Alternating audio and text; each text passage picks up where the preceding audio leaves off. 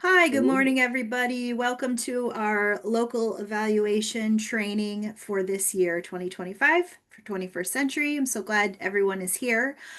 We have Ron and Rusty today, as per usual, to talk about our local evaluation document.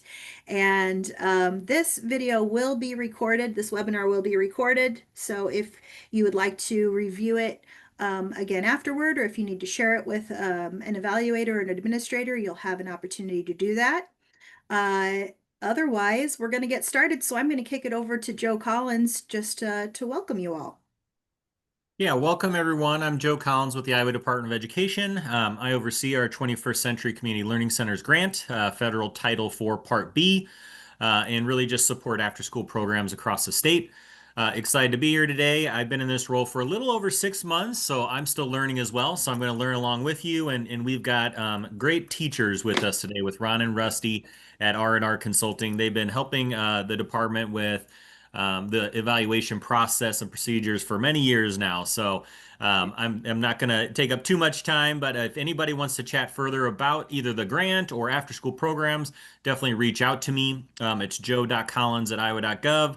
I will put that in the chat box, but I am going to turn it over to Ron and Rusty to run us through the local evaluation process. So take it away, gentlemen. Okay.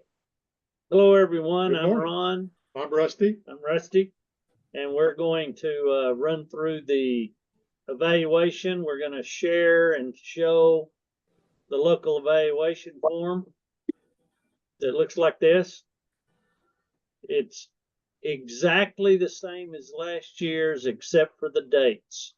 So if you did it last year and did a super job, I don't know why you're here. Let me just say a quick thing and we'll get started. Sometimes you might wonder, why are we doing this stuff? Why are we putting this particular data in? What we're trying to do is meet not only the federal requirements, but the state requirements for the 21st century program. And, you know, the bottom line is we want the funding to continue. And if they don't have good data, it won't continue. So with that simple thing, Rusty, take it away. Thank you, Ron. Welcome, everybody. Appreciate you all joining us for the talk here. Instead of doing a stack of PowerPoint, we thought we would do it this way because the PowerPoint from last year should still be available if you want to look for that on the server and download that. Start off with the grantee. We need your name there, and that's the name that you put on your original application. So should be pretty straightforward for that. There's some standard stuff for overview here. Just the legal requirements, why you're having to do it. It's required because you got money from the federal government. And you have to collect data. It's required. Like Ron said, they have things that they want in the report, and the government, their Department of Education in Iowa also wants some data that highlights the good work that you all are doing. And you're required to have a external evaluator. You can't do your program's evaluation yourself. And can't spend more than 4% of your budget. It's a good point. And some assistance. Joe, Ron's email address, mine. We check constantly during the day and would be glad to respond to any questions you have as you fill out the form. We'll show you some examples of some things here in a little bit, but mostly it's pretty straightforward. So we're going to go through each little part and give you an idea of what you need to report. There are 9 sections to the evaluation form for 24-25. Let me say right quick, this isn't a huge deal, but please rename the file when you start filling it out. Yes. Because, you know, we get it's interesting when we get these and they still have the original name. And so we have to rename it. So you should always put your name on when you save the form. Yeah. Go ahead, Rusty. And- 9 required seconds. And he kind of covered it up, but it needs to be done in Word format. Yes. No matter how many times we emphasize that, we tend to get at least a few of them in PDF. We have to contact you. Please, can you give us the Word format so we can blend it in when we do the big state evaluation? Mhm. And we'll go through each one of these required sections. And again, if you have a question, put it in the chat, or if it's a burning question, break in and we'll go ahead and take care of it. Now, the general information elements, this first little table here is for you to keep track of, did you do each of the sections? And you can put stuff there or not, that's up to you. If you want to put check marks or anything. Basic information, the date that you submitted it to us, your grantee name again, the name of the program director, the director's email, contact information, phone, who the evaluator is, the evaluator's email, and the evaluator's phone. Now, what happens with this data here, when we see something that we think needs to be corrected or changed, we want to get in touch with both the director and the evaluator at the same time so that they can get together and make the correct changes.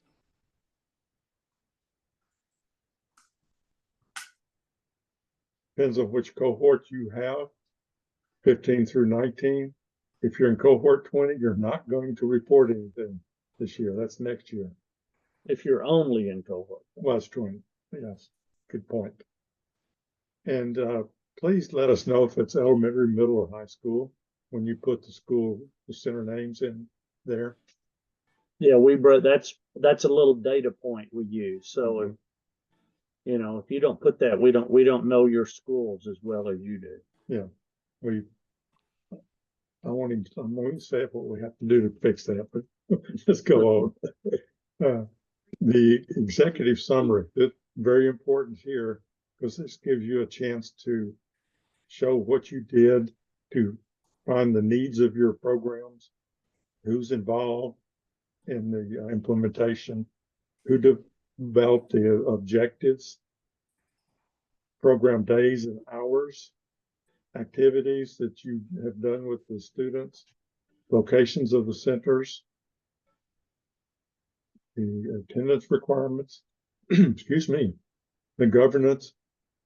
Most people do a really great job on the governance about who it is that's on the board and the director that oversees each individual program. The details on parent events and parent involvement, what you did there, and on the food programs, because we like to report that what you're doing to give snacks, full meals. Some people do set weekend backpacks to send food home with kids.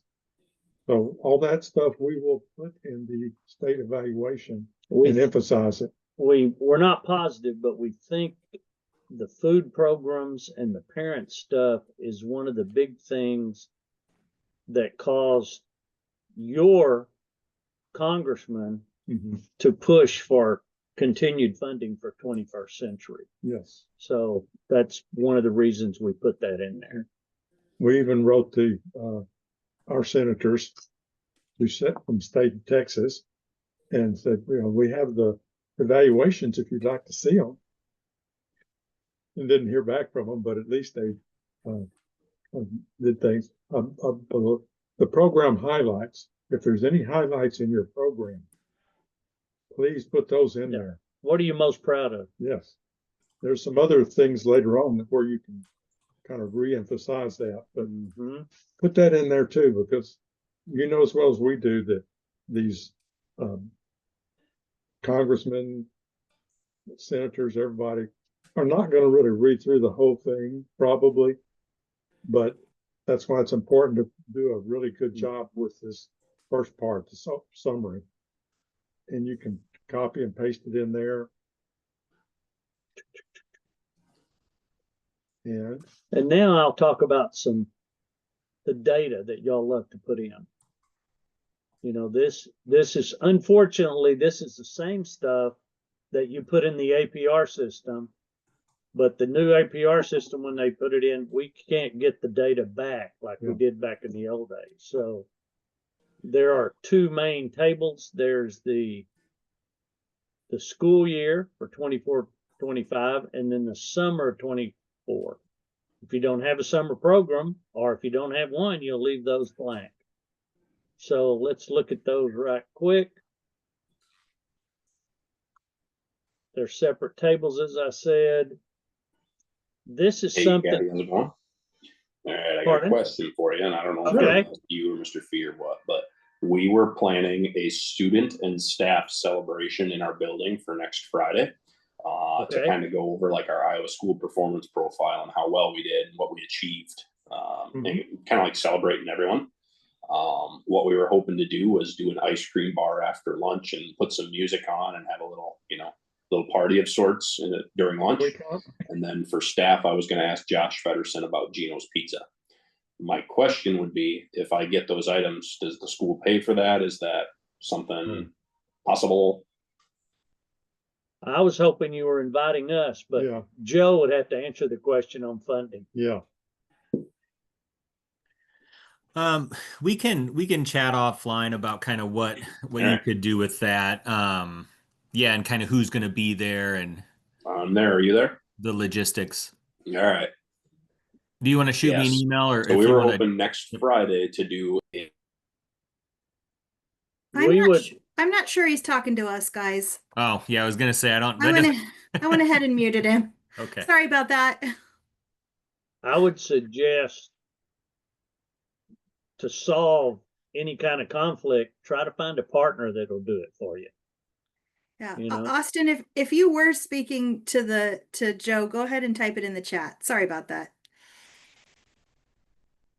So on attendance, one of the things that they changed from the old system, we don't care about over 30 days anymore. Now it's all hours. You can see all these different hour things they have on here. And one of the things that bothers us a little bit is very few kids are going more than 270 hours, but in 9 months, there's 480 hours available for the minimum. If you do the minimum, we think there should be more kids going on these higher attendance bands. So be sure and check that, because it's easy to miss data. And so anyway, you have a summary table that simply is the total number of students going to the program by cohort. If you don't have one of those cohorts, leave it blank. Then we have attendance grade level. They want you to break it down by grade level. Once again, this is exactly the same that you typed into APR system. The sex table is male, female, or not reported.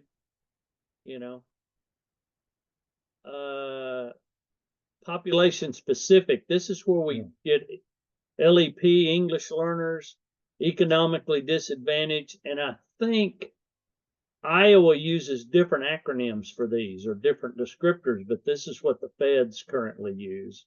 Students with disabilities, and this is something new here that they added with the new APR, is how many family members participants served.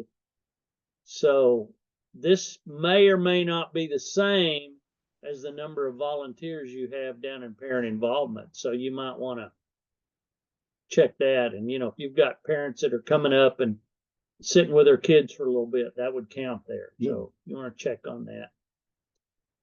And then, of course, they always want you to break it down by race, ethnicity. So these are the federal deals right now. As far as I know, there's been no changes because we monitor that. One of the things that's important, we'll get to later. Then the summer tables are exactly the same as the school year tables, except it's just for the summer. We'll leave it blank if you don't have them. It's pretty straightforward. And one of the things I was going to point out here was all of the numbers need to match. Yes. If the total number of students in the summary table don't match the total number in the sex table, you're missing some numbers. We'll have to contact you. So might want to double check your math on that. So let's skip on down. That's the attendance. Pretty straightforward. That's an easy piece of data to get. I'm looking at my notes, y'all, to make sure I don't miss anything. What did I miss, Rusty? No, okay. One more thing to mention. Once again, we have to emphasize this. We still have people that are talking about the old 30 days or more. We're not using that anymore. So you want to do the new APR measures. Make the feds happy. That's kind of one of our mottos. So they won't ding us, because you'd think they wouldn't ding us. I can tell you from studying, Rusty and I can tell you, Iowa does a better job of all their data than any other state. Yep. If you go to the federal reports, it's amazing how many states don't have any data in that. Yeah. So I'm glad to say that we have it. Now Rusty's going to talk about partnership. Okay. This is important. We love to highlight this in the state evaluation about how partnerships, or the number of partnerships, is growing for the state of Iowa. And there are 8 pieces of information we will need you to put in. Well, that's the contribution type. Yeah. Sorry. Well, I'm sorry. I should have gone down here for you. Yeah. So what kinds of services do they provide? You can just put the numbers. You don't need to write it all out. We can take it from there. That goes here. Yeah. But the name of the partner, are they full, partial, or vendor? And those are described down here at the bottom of the table. Yeah, there's the description. Now, the only thing that seems to cause problem is figuring out, excuse me, what their contribution to the program is. The total in-kind value.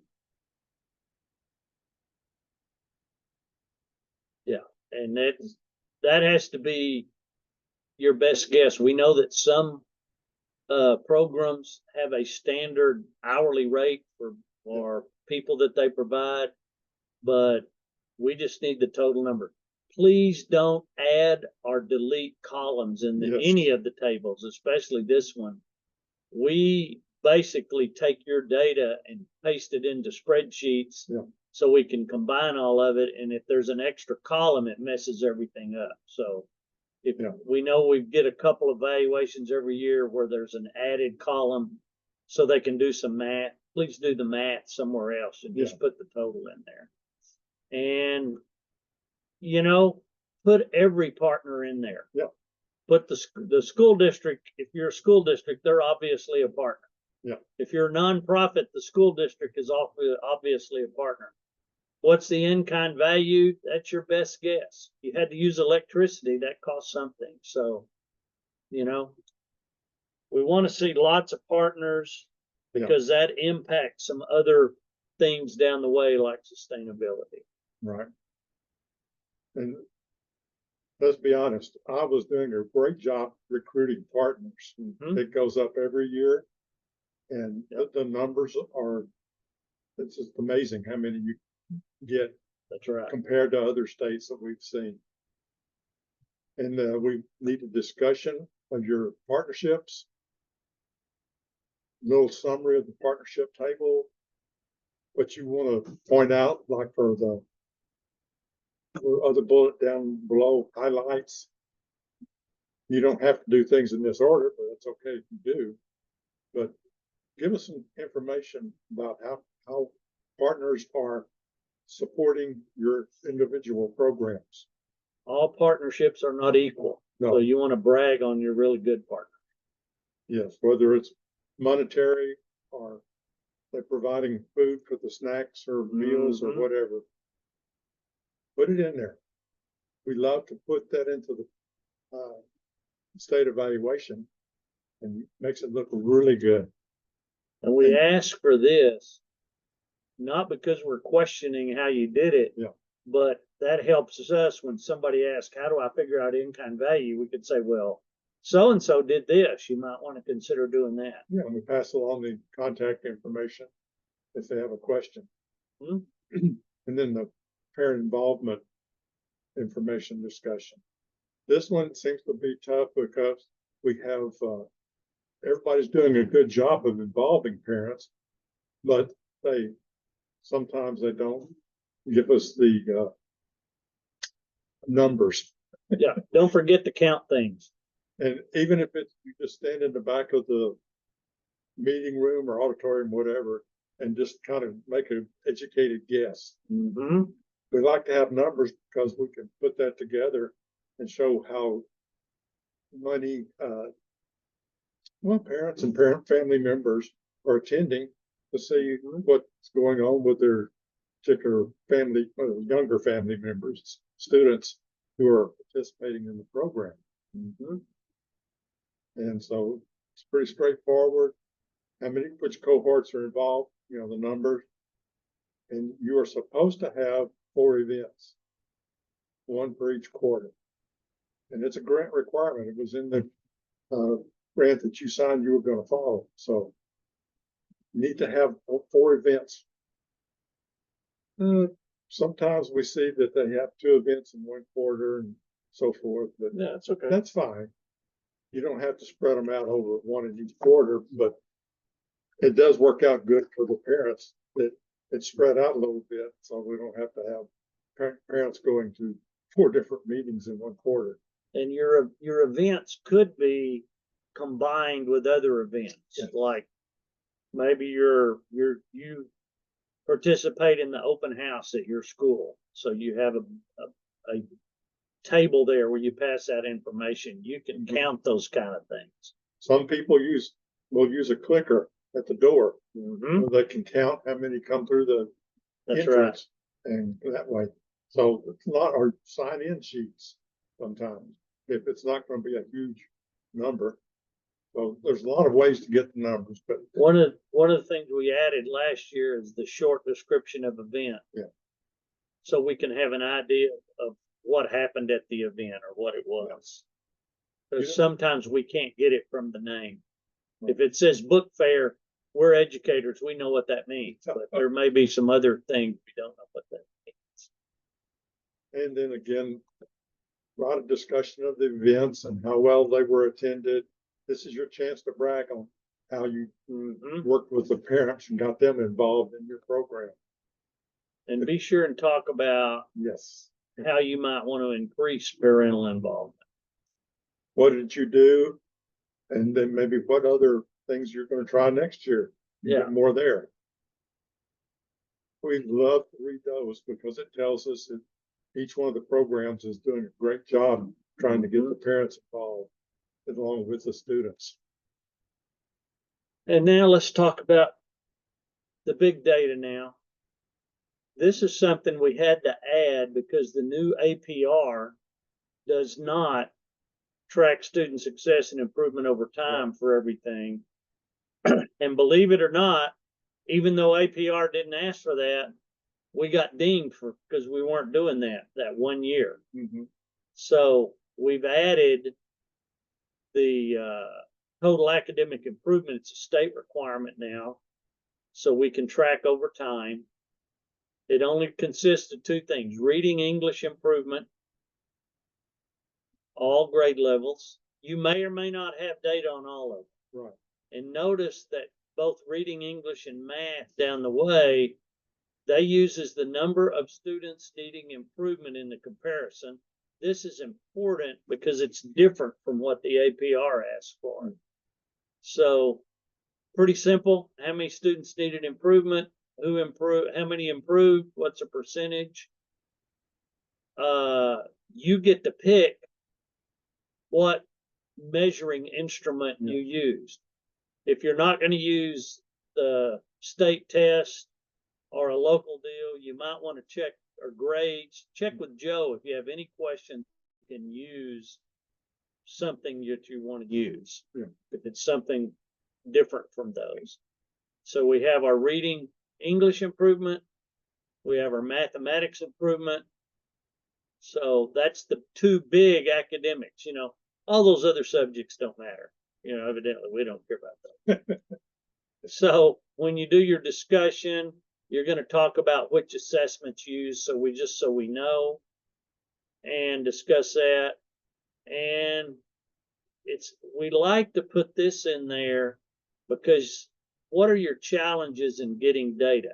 Yeah. Was it because you don't have a good test for kindergarten? Was it because the data people at your district won't give it to you? And then Joe has to go strong arm them? How does that work? So want to find out about that. And then, of course, you put the discussion as usual. You just type in stuff. All right, let's talk about the big G, GPRA. So notice once again, I know we've said this before, the data table mirrors APR data.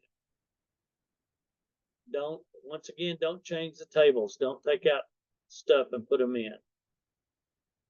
Now this is weird because for some reason, the feds have, instead of the number of students needing improvement, they want the number of attendees from whom you have data. They don't realize that's skewing the data because you may have data on kids that don't need improvement and they're not going to show an improvement. So that kind of skews the data, but that's okay. GPRA measure consists of 5 things. It's really 6, but don't tell us that. We have our reading and math progress, academic achievement GPA, school day attendance, behavior, and the teacher survey. So for each one of these, we have special things, and this is something big the feds really look at. Reading progress is only grades 4 through 8. That's why we track all of the grade levels up above. So if you don't have it, you just write in here, we don't have any data. Data not available. Data not available. We don't have that. We don't have any. We're only high school. We're only K through 3, whatever the answer is. Notice the answer's broken down by hours. This is an example of someone at the federal level decided they want to prove that the more hours you go, the better you do. Data's mixed on that. So, but that's what they're asking for. The math is the same, grades 4 through 8, and same broken down by that. Then we have our academic achievement. This is grades 7, 8, and 10, 12. We don't know why they didn't put 9th grade in there, but they didn't, so don't use it. And yes, lots of our programs, Iowa's programs, don't do high school, so they just do elementary. So you're going to put you only do elementary. Yeah. Here's how you figure GPA in case you're not familiar with that. It, you know, A is 4, B is 3, 2, 1. It's a pain because you got to do that for every kid. And and they want you to use an unweighted grade point average. Unweighted means if they're high school kids, in general, if they do an advanced program, baccalaureate, any of those, they get an extra point. So they may have a GPA of 5 instead of 4, but you can't. You just count the 4. Once again, it's broken down by hours, and then do that so that you can read this. This tells you exactly how to do it. I have faith y'all can handle that. School day attendance. This is grades 1 through 12, so that's only leaving out pre-K and K.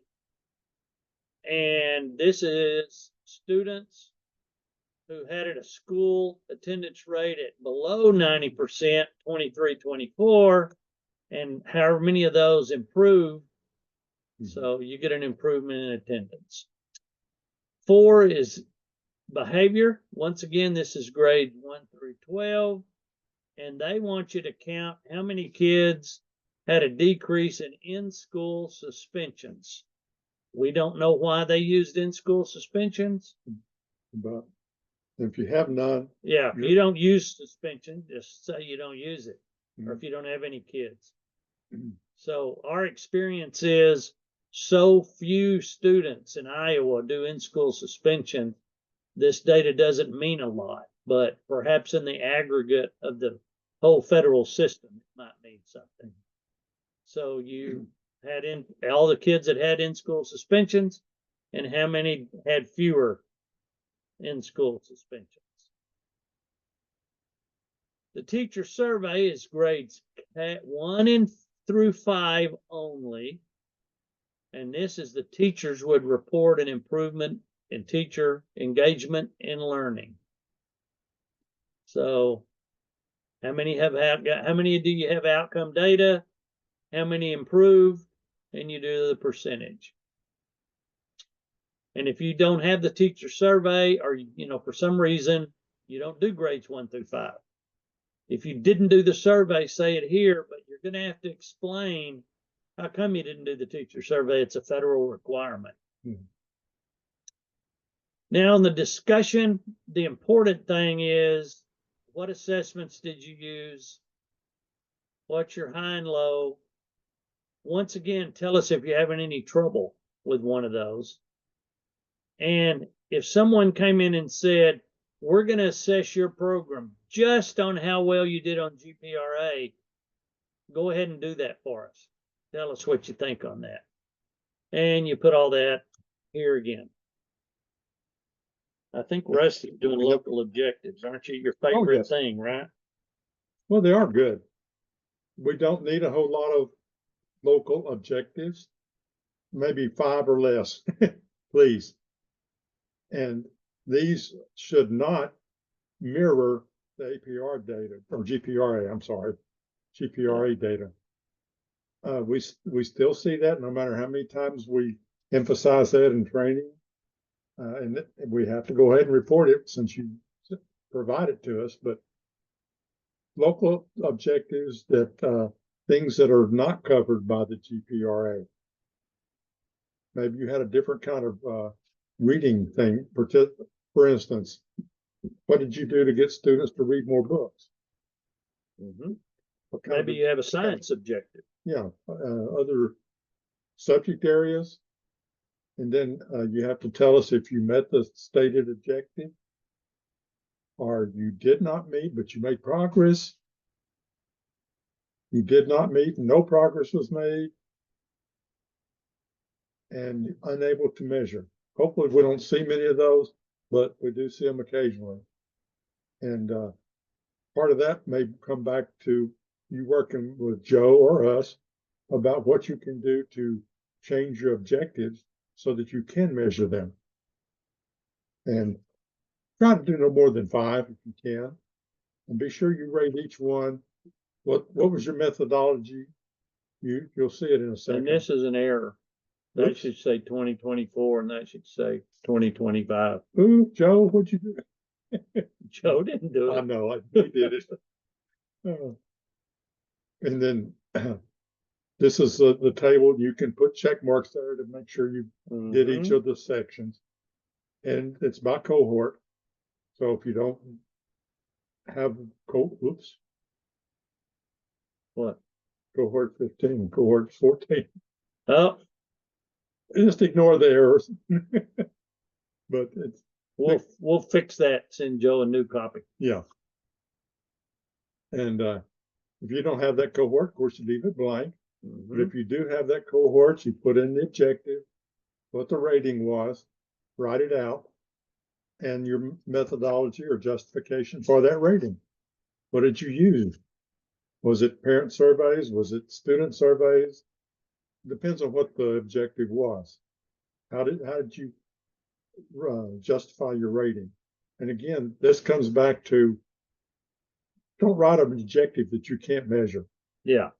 Write some that you already have in mind how you're going to measure whether you have achieved those objectives or not. And along the same vein, don't shoot yourself in the foot. Ooh, Don't make your objective too difficult to attain. I know when you go to any organizational objective lessons that you might have taken in college or consultants say, it's always make your objective pretty high so you can work at attaining it. Unfortunately, we're in the real world, and if you're not meeting your local objectives, that could be interpreted as, well, obviously your program's not working. Yeah. There was a study done a few years ago that someone simply took the total nationwide, how many local objectives, how many were met. And I think the met was like 40%, something like that. Yeah. So they concluded that 21st century was a waste of money because nobody's meeting the local objectives. And that wasn't true. People had set their objectives based on their training. Yeah. So ignore your training, make your objectives attainable. Like if you're going to do X percent of kids will read more books. Yeah. Make it like 50%, not 90. Mhm. So you have a shot at making that work. And if you do make 90, that's great. You'll have Yeah. a chance to write That's that right. information in the Mm-hmm. well, the section down here where you're going to discuss it. Yeah. You don't have to do any great statistical analysis unless you just want to, but please feel free to include it. Improvement over more than 1 year, as you've observed. For Yeah. those of you that have been in this program for more than just 1 year, you're not new to it.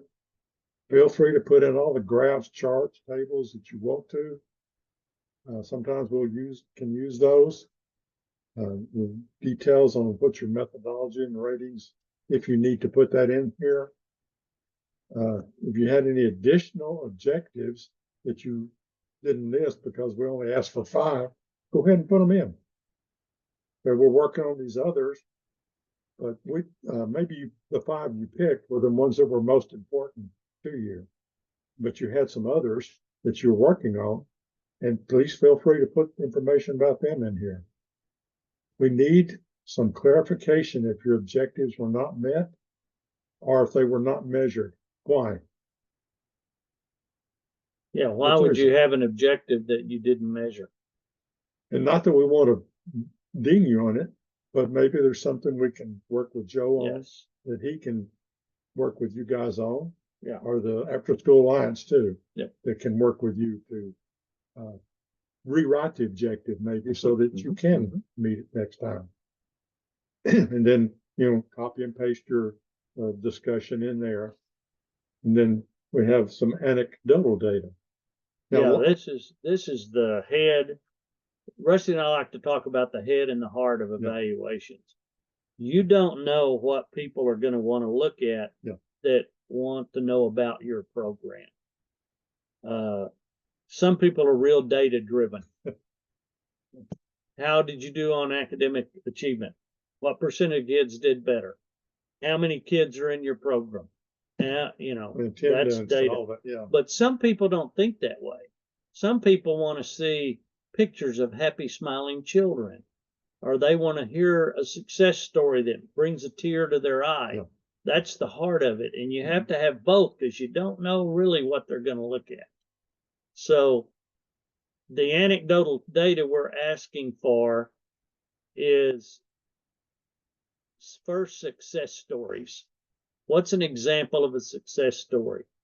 Little Johnny came to the class. He always acted out. He threw things at people. After being in the after school program, he was able to better have interpersonal relations with his peers.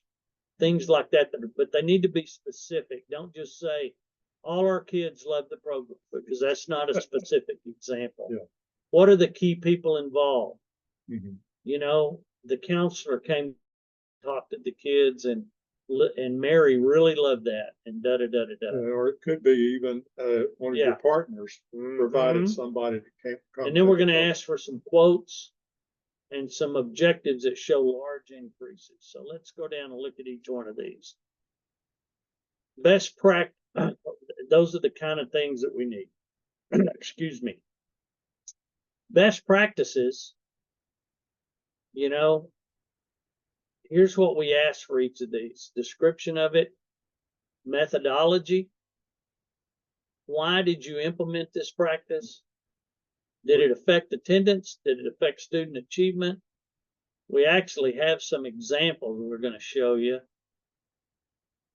Here's one from Dubuque on project-based learning. They described what it was. They talk about the methodology. And you may or may not have this much information. Maybe you just have one paragraph describing it. That's okay. But think about what your best practice is. Lamoni, they wrote in one on student worker development. You can see they followed the suggested required elements. Bang, bang, bang, bang. That's great. That's great. Burlington uses conscious discipline. I know several people use some type of discipline measure, and they describe that really well. They talk about how it resulted in almost a 90% reduction in students' behaviors. Boy, that's really good. So those are the kind of things that you can put in your success stories. I mean, your best practices. Pictures. We need pictures of those happy, smiling children. Try not to do pose pictures. I mean, they're okay, but you want to try to get action shots of kids reading, participating, smiling. You know, it's okay to have a picture of them all standing in a line showing their Halloween masks, but we would rather see them working at a table, playing board game. Playing chess is always a good one, you know? Working on math activities or whatever. And don't give us links to social media, and don't give us a montage of a whole bunch of pictures. Separate pictures are best. And we really would appreciate it if you do a caption. Yeah. So we know what the kid's doing. Because if we can't figure it out, we can't use the picture. And if you've looked at the state evaluation, we use lots of pictures because we want to hit that heart And really heavy. A good source to get pictures is when you have partners come in That's right. to work with the students, whether it's the local zoo coming in with animals or whatever. Yeah. But students learning something. That's what we're after here. And then we want some input. We need quotes. Nice quotes from students, teachers, parents, partners, other stakeholders. Yeah. You know, nothing says your program's great than a parent saying that their kid has improved their behavior, their academics. That's a big thing. That they're just anxious to get to school because they know they're going to be in your program. Yeah, my kid hated to go to school, but now they go just to go to after school. And we do put several, for those who are not in the program before, we do put several of the quotes at the end of each one of the individual write-ups that we do for each one of the. And if you don't have any, we can't do that, and it doesn't look good. Yeah. Sustainability plans. We know that you filled out a formal sustainability plan on the original grant application. You can just summarize that. And the big thing that the feds want to see, how will your program continue without grant funding? We haven't ever figured out how they think you're going to continue the program with no money, but emphasize your partnerships, your district's commitment to continuing it, those type of deals, partnership. And last, our favorite, summary and recommendation. Ooh. So this is where you summarize your program. You should reference what you said in the introduction to show that you were paying attention when you wrote this. Here's, be sure and brag on yourself. Yes. We have a problem. Americans in general have a problem bragging on themselves. Brag on yourself, on your programs. That's what hands it. highlight the things that are really good. And these are important Yeah. too. This is big things you want to do there. What are you going to do with this evaluation? Stick it, used to, we would say, put it on the shelf so it'll gather dust, but in reality, we probably don't print these. They're all electronic, but are you going to go explain this to your board? Is there a board report you're going to do? And remember, some of your board members are going to want to see data, and some of them are going to want to see happy, smiling children. Mhm. So you need to give them both. Best practices. Are you success stories. going to give a report to your parents? Mhm. Are you going to send it out email to everybody? Those type of things. Now, one of the things that the feds want is for you to post the local evaluation. We need the exact URL. We also are aware that you don't want to mess with putting it up on the web until you know that you've sent it in and we haven't asked for more stuff. Yeah. So it's okay to wait. We're going to ask for that later. Yeah. But remember that you are going to be required to do that. One of the things we noticed for last year's evaluation, or maybe it was year before, by the time the Iowa Department of Communications, is that who that is, Joe, I guess, looked at it, a lot of the URLs had died. We don't know why they died, but you need to keep those up there so they are live all the time. A lot of places will have, if we go look at what the URL is, we see a list of Several evaluations for 3 or 4 years. Yeah, Because they've been in the program that long. that's right. And that's fine. Yeah. And other methods of dissemination, talk about what you're going to do with this thing afterwards, because the purpose of an objective is not only you have to do it, but how you're going to use it to improve your program. Who are you going to show it to? Yeah. What are the points you're going to make with partners? Hey, we want you to come partner with us. Look how good we're doing. Yeah. Da da da da da. Maybe, I know this is a lot of trouble, but maybe make a one-pager that explains how good your program is. And on recommendations, your local objective recommendations, are you going to change any? Be sure you talk to Joe before you change anything, because your original application had certain objectives. You don't want to just change those willy-nilly. Make sure that you get permission. If you're going to change them, if you're going to add them, be sure and address here, what recommendation are you going to make for the local objectives you didn't meet? What are you going to do to meet them next year? And if you didn't measure them, what are you going to do that not measured them? I won't mention any names. We had one program that didn't measure an objective 3 years in a row. Yeah. Well, that means they're not ever going to do it. So why do you have that objective? So that would put that. Sorry, there's a question in the chat. Okay. The question is, are there any privacy concerns with posting this document? The raw numbers for some of the data required are quite small. Well, there shouldn't be, because there should be no identification of any students on there. And we make sure when we write up the Yeah. state evaluation that there are no names in there anywhere. And it is our understanding that when a district signs on to do this with anybody, or when parents sign up, they're giving permission, like, to post their kid's picture and stuff. We've had in the past some success stories where they put the student's name in there, and we just change it to We don't put students' names on anything, so there shouldn't be. So yeah, that was my question. And I'm an evaluator, I'm not representing a program, but like as I'm looking at the evaluation from last year, I mean, in the improvement, reading English improvement, I mean, number of students needing improvement in grade kindergarten is 3. Number of students who improved, 1. Yeah.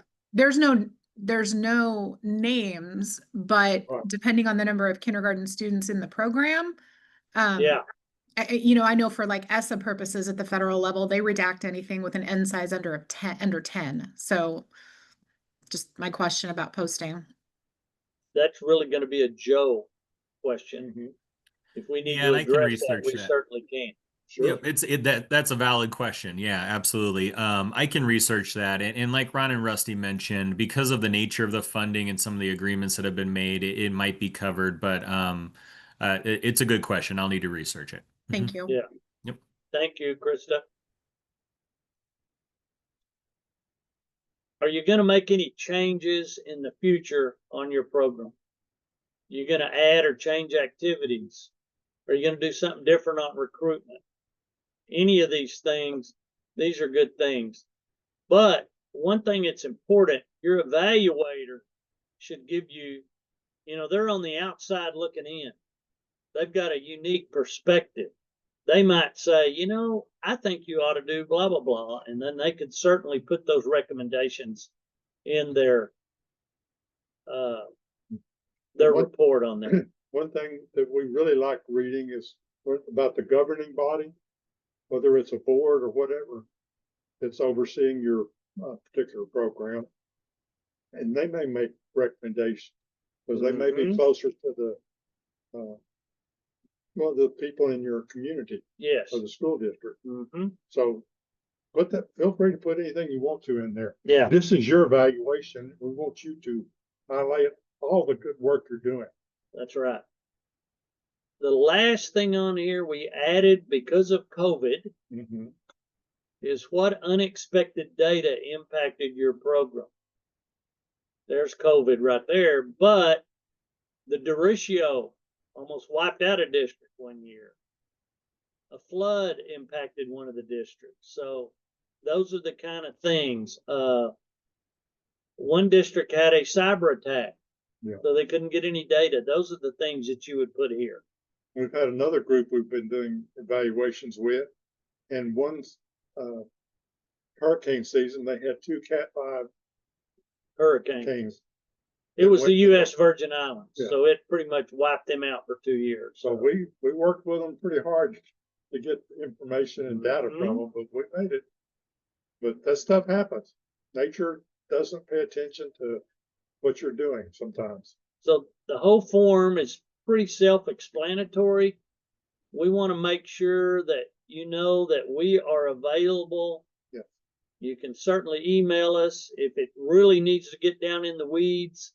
You can certainly call us. Our phone numbers are at the bottom of our emails. Mhm. That's no problem.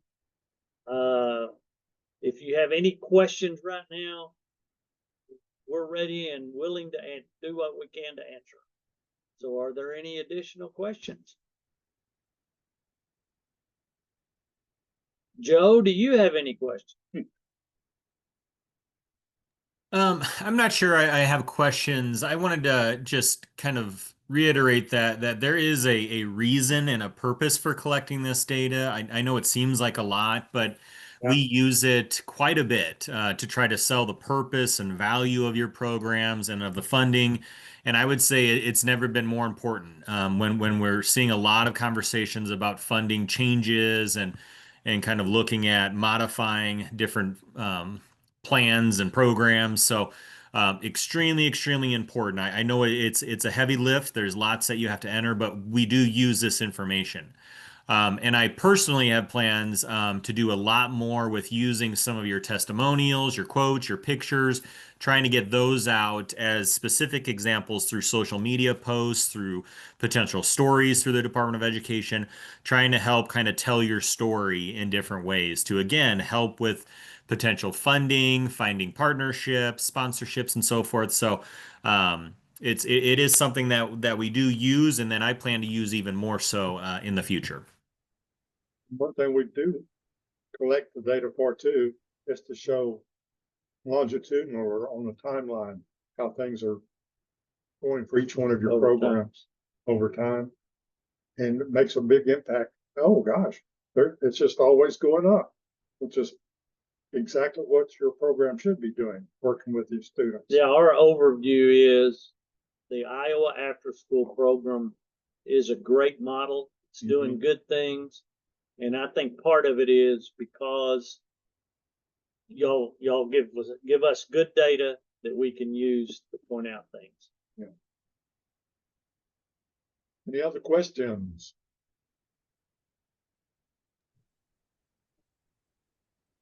Just again, feel free to contact us.